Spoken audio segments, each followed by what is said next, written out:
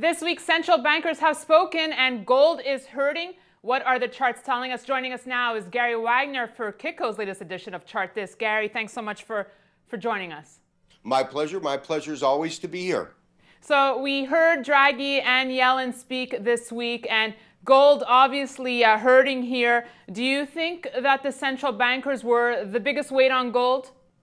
Well, I think we had a couple of issues at play really with gold. Of course, statements made by Janet Yellen when she spoke to the Senate on her semi-annual kind of conference with them, which went on up until Thursday. She just basically reiterated that there most probably will be a rate hike in this year, 2015.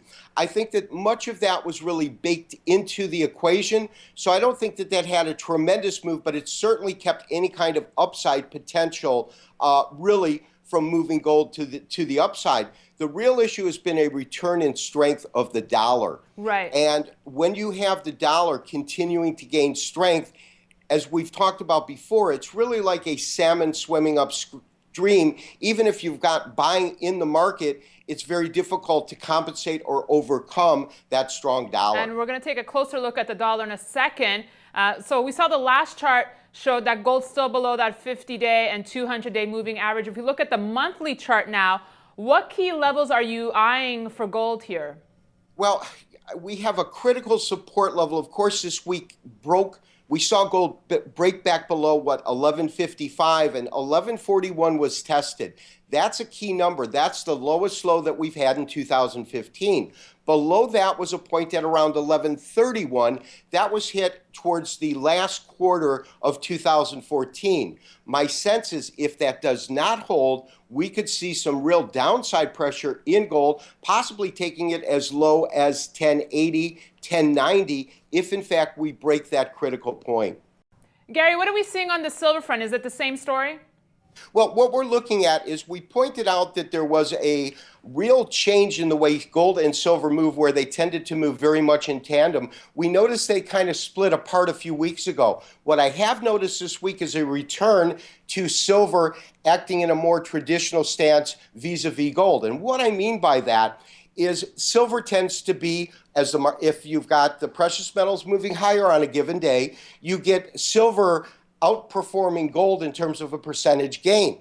Reciprocally, though, on down days, you have silver having a greater percentage drawdown on that given day. And we've seen a return to that. In terms of the key numbers, I'm looking at around $14.50 per ounce.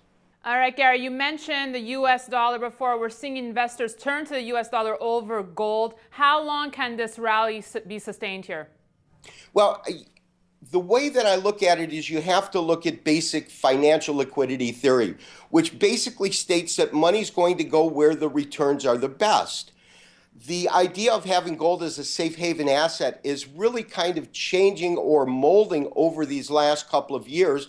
The equities markets now are again flirting with those record highs. They are strong globally, except for China, which has had some severe bumps. And as long as we see the equities markets outperforming other investment vehicles, you're going to see a strong, consistent dollar. One. The second thing you want to look at is if the Fed does begin to hike the rates up, it's going to be very gradual, a quarter point at a time, but you'll see additional strength return to the dollar. So I think that we could easily see the dollar move back up to about 100 on the dollar index. And of course, the reciprocal, when we're looking at the euro dollar, that actually broke and tested 109 for the first time in a couple of months. Good thoughts from you today, Gary. Thanks so much for joining us. My pleasure, and I want to wish all of our Chart This viewers a great weekend, and most importantly, prosperous trading and investing next week. We'll talk to you real soon. Bye-bye. All right. Absolutely. Have a great weekend, and stay tuned next week. We'll have a brand new edition of Chart This with Gary Wagner.